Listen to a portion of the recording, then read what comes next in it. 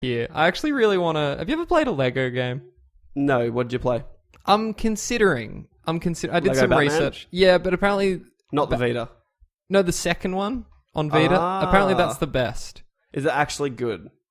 Well, yeah, I just want something light. It's interesting because we got a free Lego game at some point. I've never played any of them. I just think I have played them and I just can't do it. Well, apparently this one's got voice acting and it's like... It's just so... childish. Yeah, not even kidding. I haven't played this enough to make like a full judgment of this, but from what I've played, it's like you can only use your zip line if you're standing in a glowing circle on the ledge and like. Apparently, this one enough. From my research, this one's open world, which is it's actually got the hub world and shit. Yeah, and you can fully fly around as Superman or Green Lantern. And that'd be interesting. I might check it out. There's co-op too. It's $20. Yeah, or it is $20. Yeah. I might look into that. That was just a quick aside. Anyway, let's move on with the news. Yep.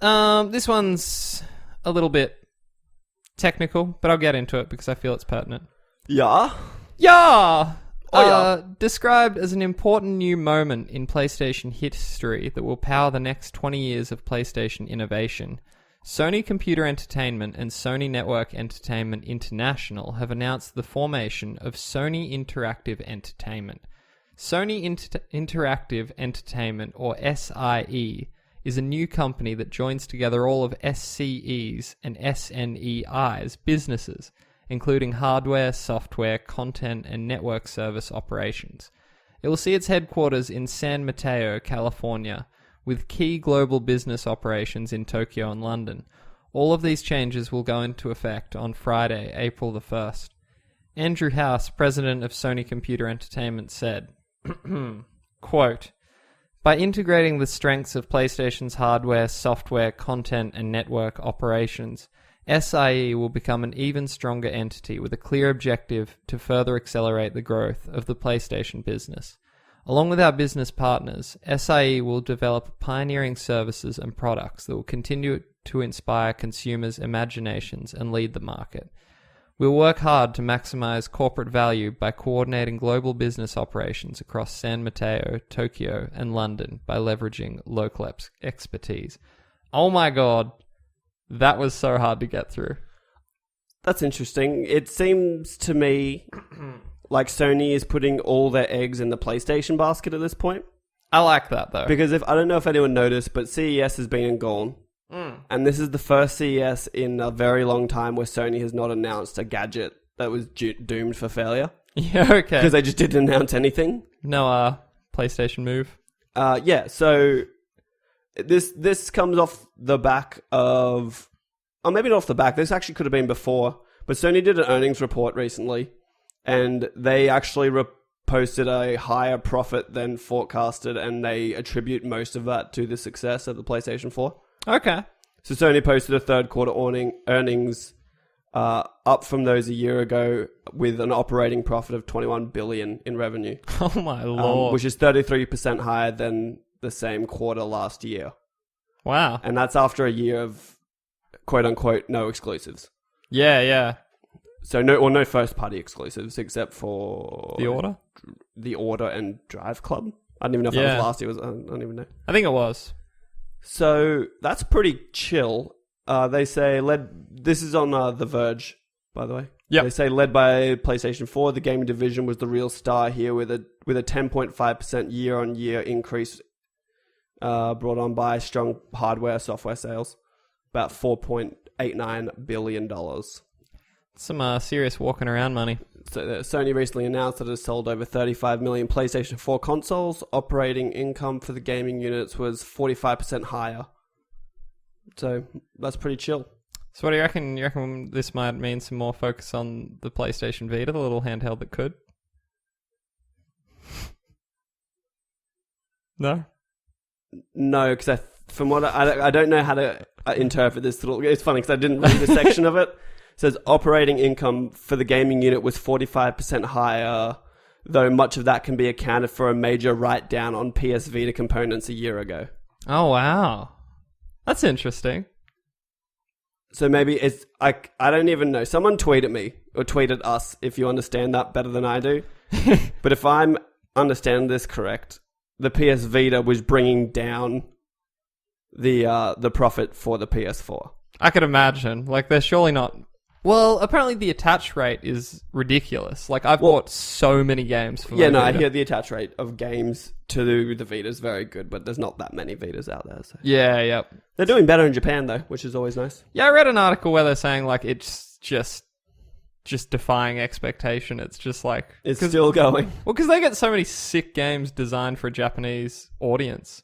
Like, we've only just got Trails of Cold Steel, and that's a great game. Like, they're getting stuff like that all the time. Yeah, apparently Sony makes smartphone sensors, like camera sensors, and the sales were really down because apparently the global smartphone market is down. Like really? Samsung and Apple both posted lower than expected profits of smartphones, and apparently their sensor sales were way down, but Sony, like the PlayStation 4, buffered that for them and actually gave them a better earnings report than they expected. That's cool. All the business stuff is kind of a bit above my head. Good one, PlayStation. Yeah. Keep it going. Keep the games coming. I wonder, like, I wouldn't be surprised if at some point Sony just gave up on electronics, except for the PlayStation. It wouldn't affect me. But as far as I'm aware, SCEE and SCNE or whatever it is, like... NEI. That's just them combining hardware and network. Yeah. Like hardware, software, and network into one cohesive company, which can't be bad. Yeah, it's just more focused. They probably have been working together for years. Yeah. Anyway, like very closely. So this is a good thing. So having them all under one roof is probably not a bad thing at all. I hope I never have to read that combination of words and acronyms together ever again. Oh, you will. You will. Moving on. Metal Gear Solid creator Hideo Kojima has recently wrapped up his world tour, and continues to share it with his followers, all that he learned from his trip. This is translated from Japanese, by the way, so it might get a little dicey. On Friday, he tweeted his thoughts on the games industry, stating that it's dependent on technology and that one needs to, quote, keep running to stay in the game. He wrote, game industries always have been dependent on the technology. Technology evolves daily, and so does hardware and software. That's why you need to keep running. I'm going to read this verbatim, by the way. This sounds like... English. No. That's... Dude. This sounds like sports commentary where they say stuff like, in order to win the game, they're going to have to put some more points on the board. Yes. Which is real obvious stuff. I'll take it again.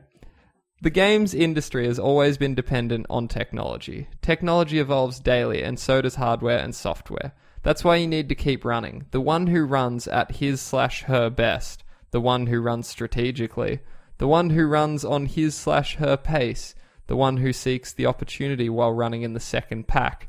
You don't need to be in the first pack all of the time. Fuck, is he writing a haiku? But once you take a break, you'll get way behind from the pack.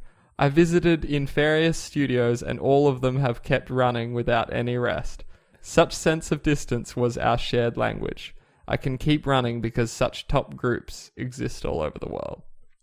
So what he's... this is obviously translated from obviously Japanese. Translated, like literally translated word for word, which is probably a bad idea. Maybe spin that to make a bit more sense. From what I'm understanding, he's saying he's always been important. Yep. And he's always been ahead of the curve. He's always been ahead of the curve, but now that he's had a little break, he realizes that there are new things that he needs to be mindful of. And that there are other running packs that and exist that all there around the are world. Other developers that are not stopping development, so they are always on top of the new technology. What the fuck was that even about? Well, yeah, from what I gather here, he says, so he's taken a break and that he's fallen behind the pack. But once you take a break, you'll get behind from the pack. I visited various studios and all of them have kept running without rest. So he's saying that things have... visited nefarious studios? Various. Sorry. He's visited nefarious studios. I was like, what? Yeah, Sony Bend. Nefarious is how I would describe it. So that's interesting. Hopefully we get I don't know. I'd love to see a documentary of his and Mark Cerny's journeys together.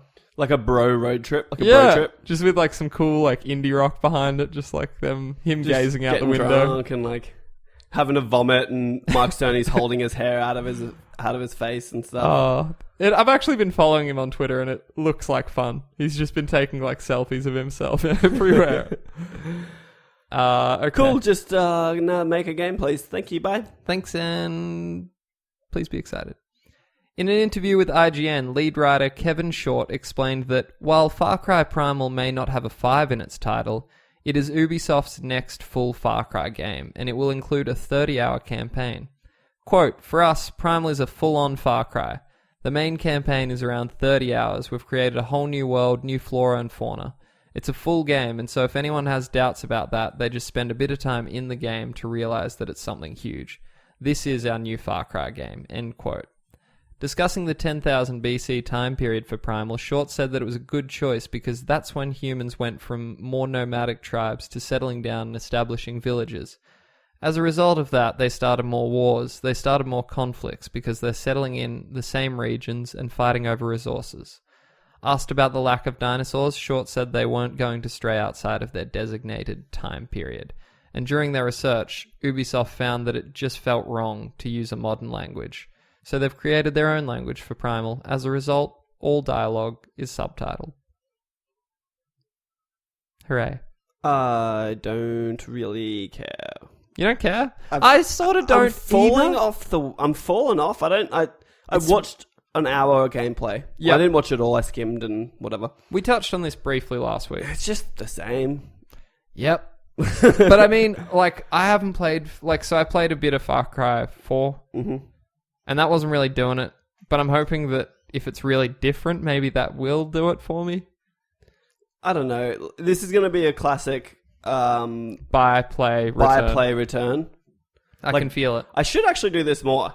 Yeah, you talk of big games. Because I have no money. So it would be wise of me to take full advantage of their 7-day return policy. Yeah, just smash it And now out. that I'm a gold member or a platinum member, maybe it's actually longer. I think it's 2 weeks or 10 days. You got that black card? I do. Yeah, you do. Yeah. Like a boss. So, I don't know. I watched it and I just didn't care. Yeah. Nothing was like, wow, that's cool. I was just, okay. And no guns. Instead, I've got a bow and arrow, which I guess... That could be interesting, though. No, like, look. I'm interested, but I'm just not sold. Yeah, like, we all know I'm going to get it. They say it's a 30-hour game. I've never finished a Far Cry campaign. Me either. And I probably won't finish this one. Yeah, that's very fair. It's very fair. And to anyone who thought there should be dinosaurs, you're dumb. They've been dead for millions of years at that point. This is post-Ice Age. Yeah, so that's what killed them. That's what killed them all, and now it's humans and, like, saber-tooths and weird big elk things and... Megalodon. You might get a crocodile that's pretty big. I'm all about Megalodon. You just like the word or the actual creature? Because I'm not even really sure what it is. But neither was I. I was hoping you could explain it. But I read a book about these giant, like, anteaters, and I feel like that was Megalodon. And it was just like a monstrous elephant-sized thing. I had this great little dinosaur book. Fuck, imagine how big the tongue is. Oh, yeah. Eating them ants. Guess what he could do with that thing? Eat that ass. Oh. Final Fantasy XV director Hajime Tabata and marketing manager Akio Ofuji recently returned for the first active time report of 2016, which reveals a new character, gameplay footage, details on the previously announced release date event, and more. The new character is Aranea Highwind, commander of Niflheim's 3rd Army Corps, 87th Airborne Division. We're told that she's a skilled aerial combatant known as a Dragoon Govinda within the Imperial military. See what they did there? They tied it back to the previous games. Do you get it? That's chill. And she has a spear. Is her name Sid with an airship? No. Is she Sid? No. Is this... Sid's a chick, dude. She's a hot chick in this, alright? So relax. Oh, we've seen Sid already, haven't we? We have seen Sid. I blew it. Sorry. Now you look like a noob. I actually don't know anything. And by association, you make me look it's like actually fun. I didn't even have a PlayStation, guys. Joke's on you! We were previously told that Final Fantasy XV's release date would be announced in March. Square Enix has now said that the event will be called Final Fantasy Uncovered and will take place in Los Angeles on March 30th at 7 p.m. Pacific Time. There'll be some announcements and surprises at the event, which will be open